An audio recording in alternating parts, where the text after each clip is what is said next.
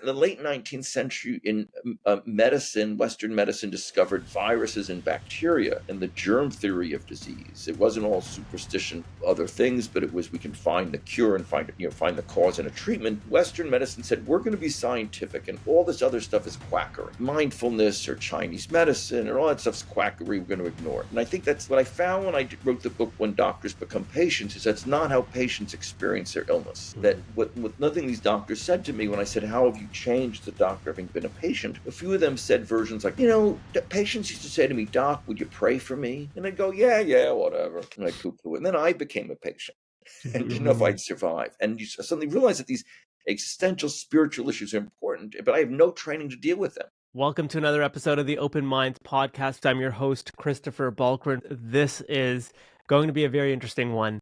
If you haven't already, hit that like button and subscribe. Folks, today we have Dr. Robert Klitzman, the director of the Masters of Bioethics program at Columbia University, a member of the Division of Psychiatry, Law, and Ethics. Dr. Klitzman has co-founded and served as co-director at the Center for Bioethics, and his work spans so many different areas that many of you have heard from me on this podcast before: ethics, psychology, social issues in medicine and psychiatry. Here in Canada, we have a litany of topics, and Dr. Klitzman's work touches on many of them. He's authored 10 books, over 190 academic articles. He's explored topics like HIV disclosure, genetic testing, reproductive choices, and the evolving role of the institutional review boards in medical research. Welcome, Dr. Klitzman, to the podcast. Doctor, thank you so much for joining me. Happy to be here. Professor, I am really interested in your work. I have researched many of your articles, but one thing that really struck out was your research on medicine men in Papua New Guinea and the correlations you saw with modern medical doctors here in the West. So I wanted you to start there and tell everyone about some of the parallels you saw. Great. Well, thank you. So I went to New Guinea, the eastern highlands of Papua New Guinea. And New Guinea is an island that lies just north of Australia. It's the third largest island in the world. It lies around the equator. And so for many 100 years, when Dutch and Portuguese and other explorers were exploring the area, they kind of stayed away from it. And so it wasn't until World War II when Japan, after bombing Pearl Harbor, wanted to take Australia, and New Guinea lay in the way, and so became a major war zone. So the Battle of Guadalcanal, for instance, was in New Guinea. And for the first time, planes flew over the interior. And it had been thought that the interior was uninhabited. And instead, they found that there were 4 million people living there in the Stone Age. Wow. It was in World War II. And very little was known about them. And I worked for a doctor at the NIH named Carlton Gajdusek, who, starting in the late 1940s, thought that there would be interesting diseases in remote, isolated populations, that whether because of the environment or genetic or whatever, and he found all kinds of interesting diseases. And one was this disease in New Guinea. It ended up years later being found to be mad cow disease, caused by a prion, which also causes mad cow disease. Mad cow disease did not yet exist. It was just this odd disease. And he discovered that it was spread by cannibalism, that when in this tribe, the women had no meat in their diet. So when someone died, their loved ones would consume the person in an act of ritual mourning. One woman said to me, "This way I'll always have part of my mother inside of me." Wow. What happened, though, one person in the tribe got this disease, and they were consumed, and everyone who ate them, or a lot of people, got the disease. And then when they died, they were consumed, and the disease soon spread and killed up to 2/3 of the women. Wow. And I was there right when I finished university, so 1981, and we had not yet isolated it. And this was not, mad cow disease didn't happen until 1986. What happened is, so I was sent there to study, basically to measure the incubation period, because when I went there in 1981, the cannibalism had stopped around 1960, but people were still getting ill. And so the feeling was these people probably were at feast in 1960, but they needed someone to find out if that was the case. And that's what I did. And I found that people were at a feast and then now 20 and then later, more than 20 years later, getting infected. But Uh, what struck me was when I was there, I said, how come you continue to practice cannibalism when the disease was going on? And they said, well, cannibalism does not cause a disease. What causes the disease? Sorcery causes the disease. mm, And they believe that a sorcerer would take something that belongs to you. So people protected all their belongings. And then it was said that a sorcerer can even use your food scraps. And they would uh, wrap it around a stone and bury it and cast a spell on it. And people would dig up stones and say, see this stone? This is the stone that killed my mother. And mm. I'd say, no, no, coup is caused by a little thing like an insect. And they said, well, show it to us. And I said, it's too small to see. You need a special machine. Well, what does it look like? We don't know. Have you seen it? No, I said, because we hadn't identified it. And they said, that's just magic. It's a stone that killed my mother. Wow. Then they said, and besides, we've cured Kuru. You haven't. And so at this point, anyone who thought they had a headache, the medicine man would cure.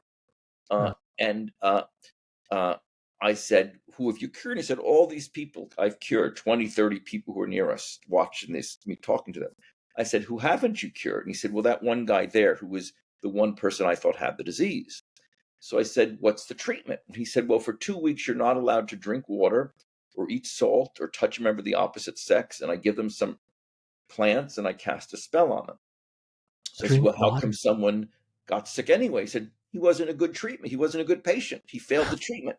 Yeah. And what I found later is when I trained in medicine and worked in a major cancer hospital, for instance, when patients didn't get better in general, we would say, well, the patient failed the treatment. So in other words, we would often blame the patient for not getting better rather than looking at our own treatments, that sometimes our treatments may not be the most effective. But medicine has is a sort of system of thought where doctors want to do everything they can. They're trained to do everything they can. We often don't reflect on what we're doing as much as we should. So we don't. So when I worked as a doctor, my first day as a medical intern, for instance, I was given a list of patients, and I went and spoke to the first woman, and she was a Japanese woman who was complaining that her grapefruit wasn't fresh. She was cutting a grapefruit. We talked, and I went back in the hall, and my supervisor said, "What have you been doing?" I said, "I spoke to Mrs. So and so." He said, "Well, she's dead. Don't waste your time with the dead." I said, "What do you mean Wow. she's dead? I just spoke with her." He said, "She's dead. Don't waste your time with the dead." I thought maybe there's a different patient with the same name. No, he meant her, but we had labeled her "do not resuscitate." Wow. And so in his mind, she was dead. Don't waste your time with the dead. In other words, she's going to die anyway. Spend your time with other patients. And I was horrified. And I felt like I was back in New Guinea. In other words, why do we have these beliefs we do about medicine? In other words, it's not just, in New Guinea, they said, well, no, it's not. It's a stone that killed my mother. And here's the stone. You can't even show me. And so people have, why do we have the assumptions we do about what's a disease, what's not a disease? And at different points, homosexuality, 50 years ago, homosexuality was still a disease until exactly 50 years ago this year, the American Psychiatric Association voted that it wasn't. There are many other things that we call diseases that are or aren't, or we switch, or et cetera, et cetera. So I became interested in not just the science of medicine, but how we understand it, how we explain it to people, how patients understand or have trouble understanding it, how doctors, what are our biases, et cetera. And to look at the larger surround of what we're doing, of what we think is a cure or treatment, et cetera. Professor, this is really fascinating because as I listened to your talk and read your research on Papua New Guinea, one thing that struck me was in both instances, people were coming to the medicine man in Papua New Guinea or the Western doctor under duress, under stress, under all types of, you're going to your doctor because you're worried about some life-altering illness that you or disease you may have. And that stress compounds with what the doctor or medicine man is telling you. So you're very vulnerable in that state. Um, can you talk about that vulnerability and how much trust the patient puts in the doctor in that moment and the real impact the doctor or medicine man has to that patient in that specific chapter in their lives? Yes, great question. So patients are vulnerable. When we're sick, we're not ourselves, so to speak. We don't Mhm. have the energy. Sometimes we're not clear thinking because we're tired or it dulls our Yeah. thinking or we don't have the energy or whatever, and we're afraid we're going to die. And so part of that is patients are desperate. So Mm, patients may say, well, do whatever, do something for me, or you have to do something for my mother or your loved one, whatever, because none of us like death is this huge threat yeah. historically. In every culture, there's a lot of attention to how do we understand the fact that we are all just mortal. Hmm. The Greeks and in many other religions in the past, what separates gods from humans are simply the gods live forever and we don't. The gods could be screwing around and having affairs and doing bad things and hurting other, but they're immortal, so they're a god. Right. So so we don't deal well with death, and Western culture, at least in America, doesn't deal well with it at all. We take old people and put them away in old age Mm, homes, yeah. quote unquote, etc. So patients get anxious, they get depressed. Some of that is the result of the actual illness. So if you have cancer, one of the biologic effects is anxiety, is depression, etc. So patients are very vulnerable. And Patients put their trust in doctors, and it's very important that doctors work to deserve the trust that's put in them. Mm, So if you go back even to the Hippocratic Oath, it's very clear that the Hippocratic Oath says, for instance, that confidentiality is very important, that what you hear as a doctor, patients may tell you whatever it is, that's very yeah. personal information, that you don't repeat it outside, that you respect what patients say. And that's a key element of confidentiality. And so doctors have to have a high degree of ethics. And this goes across cultures. If you look at the Ayurveda in Indian tradition, if you Hmm. look in China at traditional Chinese medicine, there's always a sense that being a medicine man, as you say, a physician, a doctor, has a moral responsibility that comes with it. It's different than just selling potatoes in the marketplace or selling, you know, whatever in the marketplace, selling Hmm. vegetables. I mean, you have a high standard where people are putting their trust in you. You have to have integrity. You have to be concerned primarily with the patient's well-being. You need to respect people, et cetera, et cetera. Avoid harming people.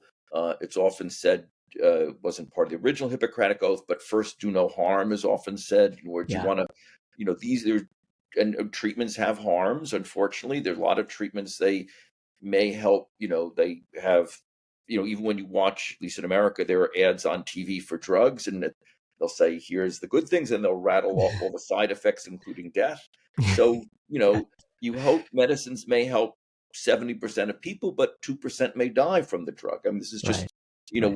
we wish we had better medicines, but this is just the state of medicine today. So, Right. um, so, so patients are vulnerable, as you say, and therefore it's important that doctors uh, be as ethical as possible. And as you mentioned, I work in bioethics, and what we do is try to figure out what that means, both train doctors to be as ethical as possible, but also help figure out, what is the ethical thing to do in particular situations, because sometimes Yeah. it's not immediately clear. There's competing ethics. Professor, as you were speaking, and we'll get to doctor training in a bit, one thing I want to ask you, and I know this may sound far-fetched, but I understand if you haven't had a good night's sleep, if your blood sugar is low, if you got in an argument with your significant other, your friend, your boss gives you terrible news, you lose your job, and then you go to the doctor's office, you're already in a heightened state of stress, anxiety, even depression, even may even include suicidal tendencies. And you're coming to the medicine man or you're coming to the doctor already really upset or at least really enraged. Is there an opportunity for, physicians to ask those questions, say, have you had a good night's sleep? But before I kind of go down this path of diagnosing your giving a prognosis, maybe we should chat when there's a semblance of emotional stability. Is there that opportunity? But I recognize that's also overstepping into someone's personal life and what they're going through. No, I don't think it's overstepping. I think one uh, problem is that doctors in the United States and a number of other countries, I'm not as sure as I would like to be about Canada, often have limited time. Yeah, So the average doctor visit in the United States at this point is something like 11 minutes. And a lot right. of that is spent with the doctor entering data on the keyboard to enter Yeah, into electronic medical records. So I think that good doctors realize that the patient's we call it psychosocial situation, is an Mhm. important part of the patient's health. Mhm. So doctor should say, "How you doing? Tell me what's going on," and listen. And Mhm.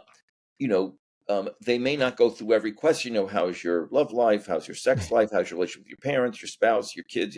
But what's going on? Any problems? And uh, one hopes that the doctor could pick up on looking at the patient and Mhm. sensing, okay, the patient looks distressed. Like, you look kind of distressed today. What's going on? Or, Mhm. well, I'm not sleeping. Well, why aren't you sleeping? Well, I had a fight with, or, well, I've been drinking a lot, or I've been working. Mhm. Well, why? What's going on? I mean, so you hope the doctor understands, the holistic picture of the patient to understand what's going on. Because some patients come in and they look this, you could tell when some people are under a lot of stress and they're Yeah. strained, and especially if the doctor's known the patient for a few years, they can tell Mhm. something's not right today. So doctors should be asked; they should be aware of that and asking. And Mhm. good doctors are and do that. That's a great point, Professor. In fact, last year I received some terrible news, and I just happened to fall on the same day as my annual checkup. And I was so stressed. I went to my doctor, and as he No, was taking my blood pressure, I was asking him. I said, "Do I seem stressed?" And he yeah, says, "You're fine. Everything's fine. Your blood pressure's normal. Everything's fine. right, I don't know. Maybe it's all in your head." And it's so interesting that there are sometimes we do create a reality in our head that doesn't necessarily manifest physically, but we are so convinced mentally, emotionally of our reality that we do need that doctor to kind of step in to say, listen, you're okay. It's okay. You're fine. Keep breathing. Everything's okay. yeah. And Uh, so doctors, as part of doctors, offer a lot of reassurance. And mhm. our emotional, state. I think Mark Twain once said something like, I'm going to misquote this. I've been through, some awful, terrible, terrible experiences, some of which actually happened. So, Oh, that's a great quote. I'm going to find that quote. That's great. yeah, yeah, Uh, I wanted to pivot to there's this real issue which you've explored as well, which is that patients having that choice. Some have argued that there is some form of coercion that medical practitioners undertake. And I wrestle with this, Professor, because is it coercion or is it providing options given a patient's condition? Similar to the medicine man, writing off that patient who's not adhering to his prescription, is it because that person is resisting the coercive nature of what that medicine man is prescribing? Or is it in fact someone completely doing away with medical science or a practitioner's diagnosis? What are your thoughts on that kind of options that a patient could consider versus coercion by medical practitioners? right. So we believe in the United States and Canada, the West, in patient autonomy, respect for persons. So there's Right. four basic bioethical principles. One is autonomy, respect for the person, respecting for letting them make decisions about their own body. One is beneficence, doing good, trying to help people. Third is avoiding harm. And fourth is justice, which is trying not to make the gaps between the haves and the have nots worse. In other words, not unfairly burdening or benefiting any particular group, not saying we're going to do research on poor people of color that's going to help wealthy white people. We want to make things as even as possible. So we respect people's making choice about themselves. That said, the one proviso is that they're able to make an informed choice. Hmm. So I've had patients with terrible schizophrenia, we say, and who say, I want to leave the hospital right now. We say, well, if you go home, you just had a major heart attack, whatever the problem is, you may collapse on the street, you're on these machines that are keeping you, you need to be here another week. No, no, I want to go home.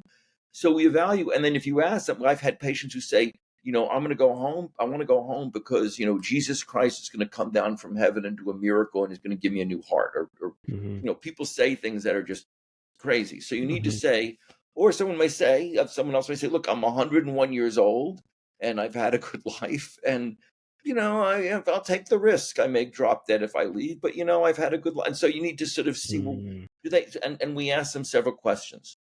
What is their understanding of what happens if they follow the treatment? What is their understanding of what happens if they don't follow the treatment?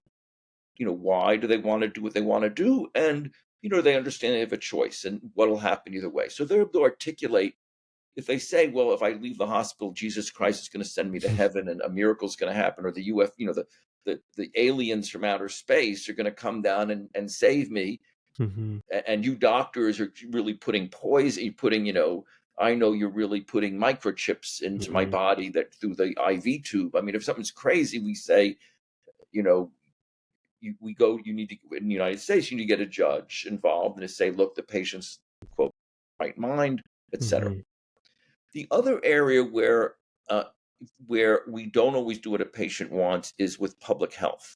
Mm-hmm. So, for instance, if someone says, I have syphilis and I'm going to go spread it to everyone I meet, I'm going to pick up whomever on this, we say, no, you need to it's a retreatable disease. You need to report it. Who have you slept with, etc. Mm-hmm. Similarly, for instance, stopping at red lights and stopping at a stop sign. You may not want to stop. You could say, well, it's my right to go through every stop sign and red light that I want, no matter who's coming at me. And we say, no, in the name of public safety, sometimes you can't, you have to stop at the stop sign, or wearing a seatbelt. People say, I don't want to wear a seatbelt. Well, we know that if you don't wear a seatbelt, the risk of accidents goes up. People end up in the hospital for years. It costs tons of money that everyone else has to pay for. So, in the United States, the Supreme Court justice at one point says, your freedom of speech ends at the point at which you yell fire in a crowded theater when there's no fire. Right. So there's certain limits, and we use this very sparingly. So, but this has come down with vaccine mandates for children, for instance, that, if we have many states in the United States have mandated that all kids need to be vaccinated for measles and mumps, because we know that if they don't, measles and mumps breaks out, for instance. So we avoid. So as long as someone can make the decision themselves and it doesn't affect other people, it's just them. If you want to make this about your health, if you want to leave the hospital and die in the street, and you understand that, Yeah. you can do it.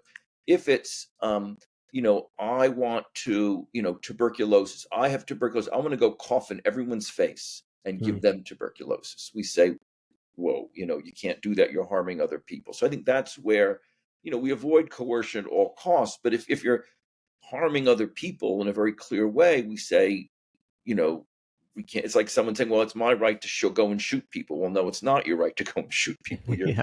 We're going to lock you up. You may say, well, it's my right to go shoot people. But Yeah. and infectious diseases, if you've been, an infectious disease, you don't have a right to go give it to anyone you want. Right.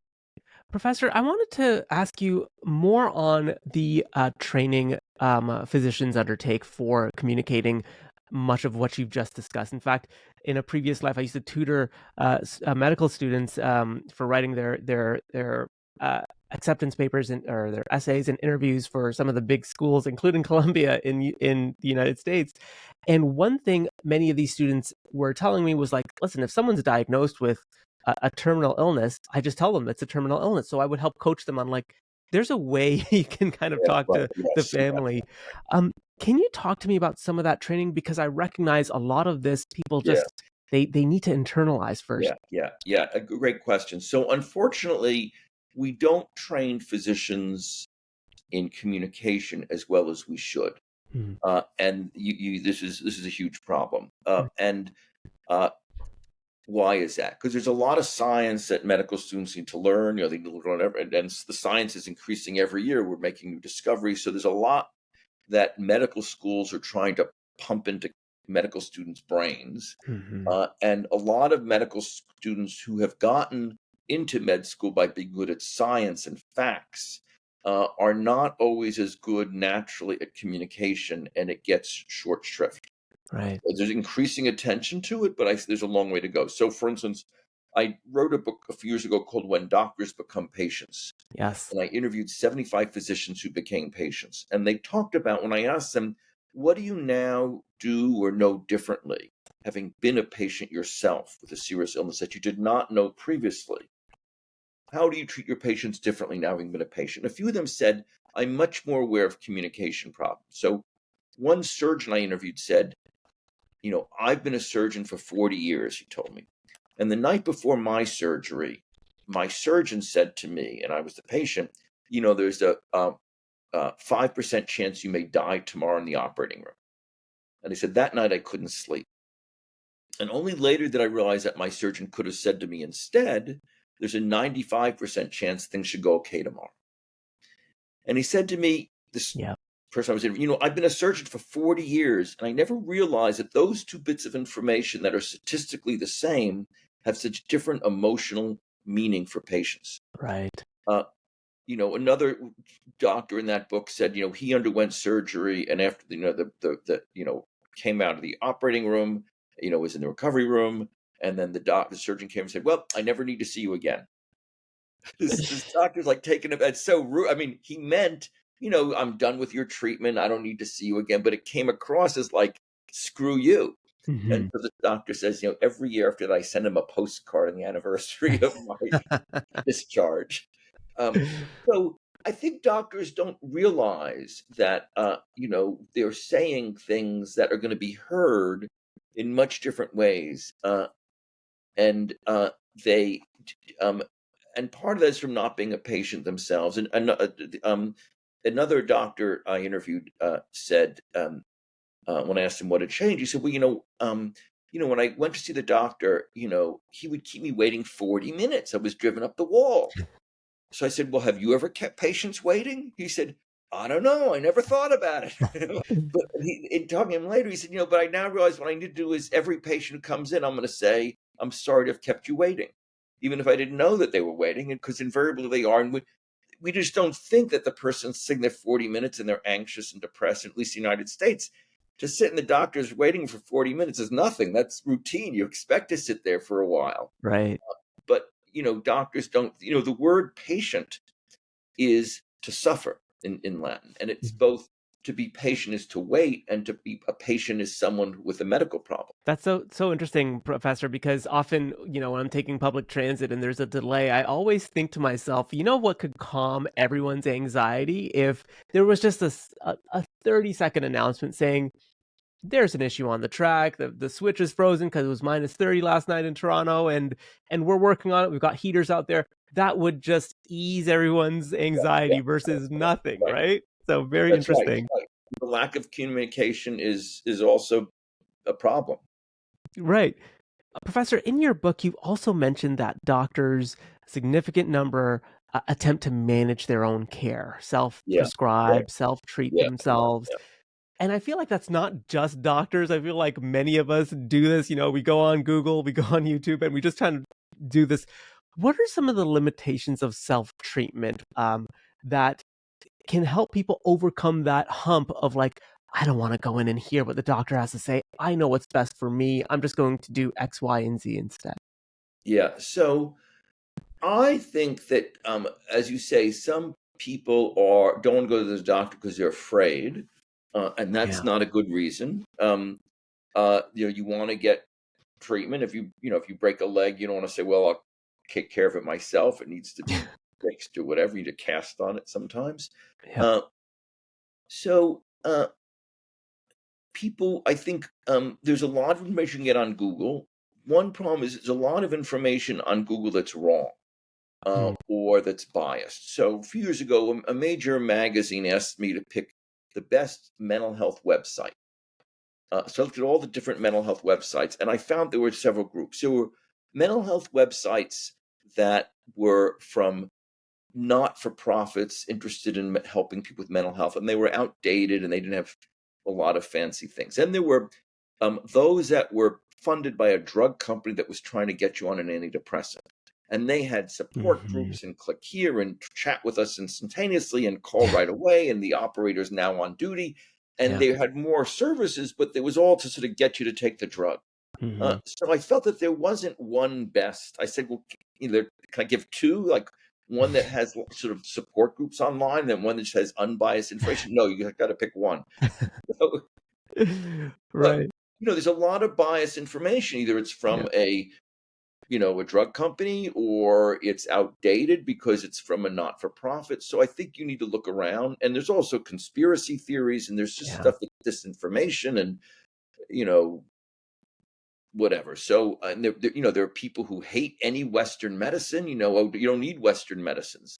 Yeah. Well, first of all, everyone has a choice. You choose what you want, but Yeah. for many, many conditions, Western medicines are very helpful for some things also, often in addition. Some people will do a herbal medicine or something. I'm not saying they have a zero purpose, but you know what I'm saying. In other Yeah. words, so I think so. One problem in doctoring yourself is that you're not objective. Hmm. Oh no, this I can ignore this. It's nothing. Hmm. So a lot of doctors, oh, it's probably nothing. I'm not going to worry about it, etc. And it's often said that the a lawyer who represents himself as a fool for a client. It was like lawyers should not represent themselves either because Right. we're all biased. So we may deny certain things. We get over anxious. Oh my God! So there's something called medical student disease, which is when medical students, young people go to medical school and they read about lymphoma and this and that, and oh my God, I do have some bumps here, and oh, I am forgetting. I must have Wow. Alzheimer's. I must have a brain tumor because I'm and they're not thinking, well, you're not sleeping, you're going out and Yeah. drinking at night, you're getting crammed full of information, you're under stress. That's why you're not remembering. I forgot to call my mother last night. I must have a brain tumor. So people, it's easy to get anxious and to let your anxieties sort of go wild. Uh, but it's important to stand back, as we talked about earlier, as you mentioned. The doctor will say, no, you had this bad news the day you saw the doctor, but everything's fine. So Hmm. our emotions are not rational, right? So Yeah. Yeah. so we get carried away in all kinds of ways, and Hmm. you need a doctors are trained to have quote detached concern, to be concerned but also a little bit detached. You don't want to treat every patient as if it's your mother, you know, uh, God, she's dying, but you don't want to be so detached that like, oh, it's they're just another patient who cares. Yeah. But we're trained to sort of be objective, be concerned but objective, and I think that you know our emotions go wild, and diseases make people anxious and depressed. Professor, that's really interesting that you mentioned that because I'd be remiss if we didn't talk about patient autonomy, and you've written extensively about this. I wanted to throw something out there because, this is something that I've wrestled with as well when I read, books by like Thomas Szasz, who's very open, very much a libertarian when it comes to medical science, and saying thank you doctor for the prescription, goes home, doesn't take the prescription, that's the patient's right and autonomy. But yet I know in your article, Return of Secondary Genomic Findings for versus Patient Autonomy, you discuss that tension between respecting the patient's right, as well as the medical duty to inform. And so I feel like this is the ethical debate. How much patient autonomy does a doctor respect while also, as you mentioned, be objective yet still concerned? Can you talk a little bit about that and this tightrope I find that medical practitioners walk? Yeah. So the ideal situation is where people make their own decisions and that they're informed decisions. Yes, So ideally, that we have the notion of informed consent, right. which is that here's yes, I understand the information. I understand that if I walk out the door, I'll drop dead. I'm not going to be crude about it, or Mhm. that this surgery has or this drug has a 70% chance of helping me, but has a 10% chance of side effects or death or whatever it is. Right. So you don't want someone to say, "Oh, I refuse to take the medicine because it's going to kill me." Nor do you want someone to say, "Oh, I want this medicine because I want to take this medicine because it's going to cure me. I'll never have another problem in my life." And Hmm. the reality is that we deal with probabilities, right? So Hmm. that there's a 70% of patients or whatever it is will be helped, which means that you may not be helped, and there's a small chance there may be bad side effects. And so here's the information. We want to make sure the patient, ideally understands that and then makes a choice. They Hmm. say yes or no. And the reason is you don't want either of those two extremes. You don't want someone who says, well, I thought you said this was going to cure me and I still have some symptoms. Yes, they've gone down. I mean, I have an elderly friend who is 90 years old. He has had back problem and he had surgery and he's upset because the pain's gone down, but he still has some pain. Hmm. And he thought, I thought this was going to cure me of the pain. Hmm. And I'm sure the doctors intended to cure the pain, but the pain went down 60%. But unfortunately, there's still pain. I mean, that's an unfortunate situation, but so it's important that people understand, what the reality is. Now, that being said, we don't deal well with probabilities. Mm. Think about, we don't even know the weather forecast is often, well, there's a 30% chance of rain or a 40% chance of rain. I mean, you'd think that within 24 hours, they'd be able to figure out what the weather's going to be in Toronto or New York, right? And whatever the weather now is in, Saskatchewan or something, is what you're going to get in Toronto in 2 days or whatever. So, Yeah. but we can't even do that, right? So, you know, you know, there was a baseball coach, Yogi Berra, who said, predictions are very hard to make, especially about the future. Yeah. So, right. Yeah. So, we don't always, this is the reality. I mean, great to say, oh, yes, we have all the answers. We don't have all the answers. We make our best guesses. Right. People are in pain. We want to help them.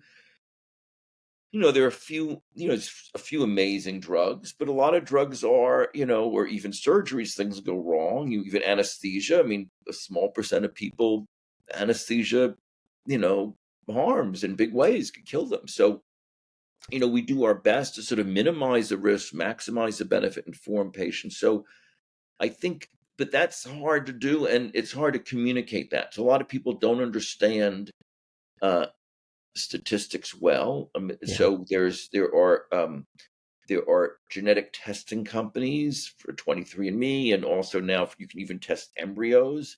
Yeah. And they'll say, well, the risk of schizophrenia is double.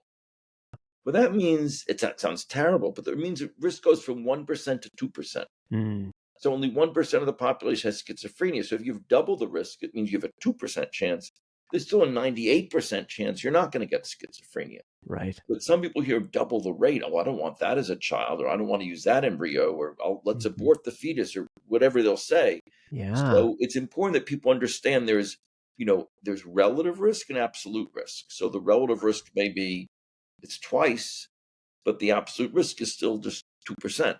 So That is so interesting, Professor. I remember Atul Gawande, I think in Complications writes about this exact issue, and that, like you say, it's not an exact there's an issue in communicating, and then you wonder sometimes, Professor, like how many bad medical decisions are done or moved forward based on an interpretation of a misinterpretation of the data.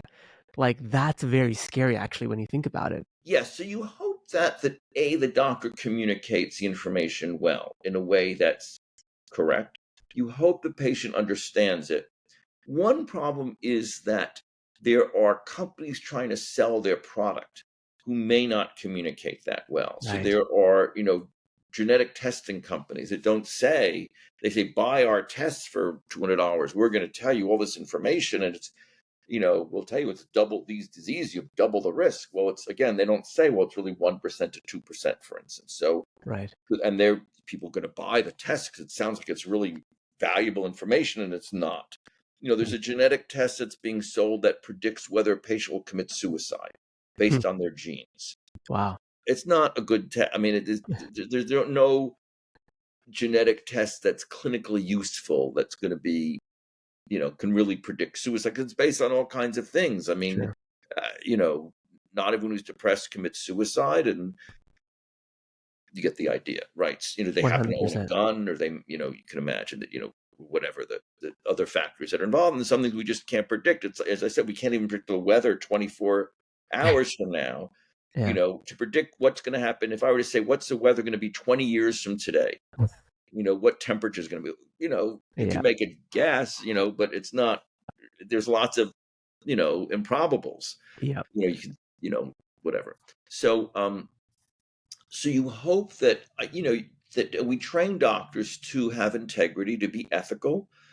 I wish I could say that every doctor is 100% ethical with every patient all the time.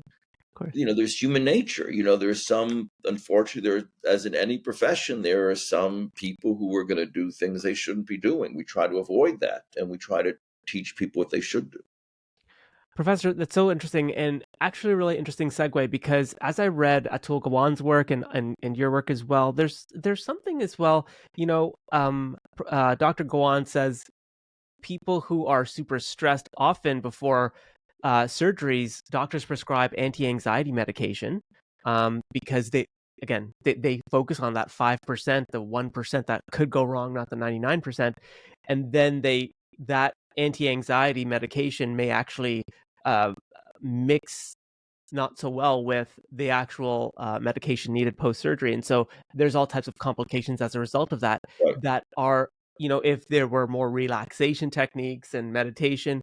One thing Yeah. that's interesting is in patients who meditate regularly, I'm sure you're very much aware, like they're very much at peace. There's much lower levels of anxiety, Yep. less Yep. likely to prescribe Yeah. anti-anxiety medication, things like that. And those are the techniques that perhaps doctors wish they could communicate with patients about. Don't worry, there's a lot outside of your control, yes, but there are things you can control, like your response to these news. Yep. And it dovetails well into your work, Professor, on how patients define suffering. Because if you give me a negative diagnosis, I might, on a scale of 1 to 10, immediately jump to 10 and then define my suffering at that 10, but through, meditation and others, that can come down quite dramatically to the point where my suffering is just, it's a 2 or a 3. Right. Yes, it sucks, but it's Yes. not Right. part of Right. my Right. existence.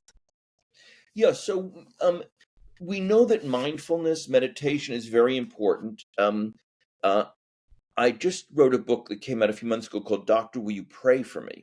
Medicine, Chaplains, and Healing the Whole Person, which is about how doctors and patients, uh, when facing terrible diseases, try to find some source of purpose and hope and meaning Yes. and connection in their life. Uh, and there are existential issues, spiritual issues, religious issues. People vary. Some people are spiritual but not religious. Some people Mhm. are atheist, agnostic, evangelical, whatever it is. But hospital chaplains have found ways of working with patients to find for each person, how can we give you a sense of purpose and meaning and hope? And a lot of that is getting rid of negative thoughts. So, uh, one chaplain I interviewed for the book said he was speaking to a elderly man who was, basically still alive but had this terrible disease, and was saying, what's the point of my life? Why am I even still here? Shouldn't I just kill myself? I've been a Mhm. terrible father. I've been a son of a bitch, and Wow. what's the purpose of my life? He didn't want to kill himself, but like, why am I even here still? Yeah. And the chaplain picked up the piece of bread on the patient's tray and said, "See this? Let's talk about bread. Isn't bread amazing? It tastes good. It comes from the earth. It's nutritious. Jesus called bread this, the stuff of life, whatever. Maybe the point of life is not to have done all these great things, which he said, I haven't done great things with my life, but just to appreciate the moment, Mhm. just to live in the moment, appreciate the time you have here, call your kids, try to ask forgiveness or apologize, just make the most of what you have now." So there's a lot of, uh, mindfulness techniques, focusing on the present, uh, living in the now, that can help people. Doctors have not been trained to do this. Chaplains, I found, are hospital chaplains who do great jobs. And I think I wrote the book to give people examples of how they can help themselves in this. Um, and I think part of the reason is that medicine in the West has tried since the 19th century, has made itself very scientific. So Hmm. a few years ago, I went to Greece, and I went to the site of the largest intact ancient Greek theater in the world, which is Epidaurus. That Hmm. famously, if you drop a pin on the stage, 10,000 people could hear it. It's just perfect Wow. acoustic. And it's from, 500 BC. And what I didn't, and it's famous, it's a UNESCO World Heritage Site. What I didn't realize, it was part of a hospital. And Hmm. there was a theater, a hospital, and a temple. And I thought, what a wonderful idea. If you're going to have a hospital, you should also have a theater and a temple. Yeah. And I think that in the late 19th century, in medicine, Western medicine discovered viruses and bacteria and the germ theory of disease. It wasn't all superstition or other things, but it was, we can find the cure and find the cause and a treatment. Western medicine said, we're going to be scientific, and all this other stuff is quackery. Hmm. So mindfulness or Chinese medicine or all that stuff's quackery. We're going to ignore it. And I think that's what I found when I wrote the book When Doctors Become Patients is that's not how patients experience their illness. That with nothing these doctors said to me when I said, "How have you changed as a doctor having been a patient?" A few of them said versions like of the following. They said, the patients used to say to me, "Doc, would you pray for me?" And I'd go, yeah, whatever. And I'd poo-poo it. And then I became a patient and didn't know if I'd survive. And you suddenly realize that these existential spiritual issues are important, but I have no training to deal with them. And so, I think medicine said we're going to be very scientific and we're going to ignore the experience of being a patient. And part of that is mindfulness, but with not everything's going to be a biological answer. It's going to be you want a biopsychosocial approach. You want to pay attention to the person's body, of course, but also their mind, their spirit, etc., however you define that, their higher power, whatever it is. And so I think we need to come back to that as a model of how do we integrate mindfulness, meditation, concern with the person as a whole person, with their humanity, not just they're a bunch of organs that are biological in nature. Professor, I know we have limited time, and that's a great response, because here in Canada we have something called medical assistance in dying, and we introduced that here in Canada in 2017. Now, what's interesting about our MAID program is that there's two tracks. One where you have a terminal illness and death is foreseeable, and the second track is where you have a mental or chronic illness and death is not foreseeable. You just need two physicians to sign off. Well, what's interesting about Canada is this is not unlike other jurisdictions. Other jurisdictions have MAID, but since our introduction, we've seen a 16 to 17% year over year increase, where now it's in the latest report from the federal government of Canada, 65,000 MAID provisions. Now that dwarfs any other jurisdiction. If it were deaths, it would be one of the five leading causes of deaths in Canada. And so, to your point, what's interesting, and this is really fascinating. Now, the people think that, oh, you got a terminal illness and you chose MAID. What they find in the report is 95% of those who select MAID is not because of the terminal illness diagnosis. It's feelings of isolation, feeling like they'd be a burden on their family, feeling like they would be loss of bodily functions. And to your point, I just think, imagine if there were, holistic health services for the individual, would they still select MAID? Right. And I don't know if that would be the case, because they'd be like, this is my reality, but there's health workers.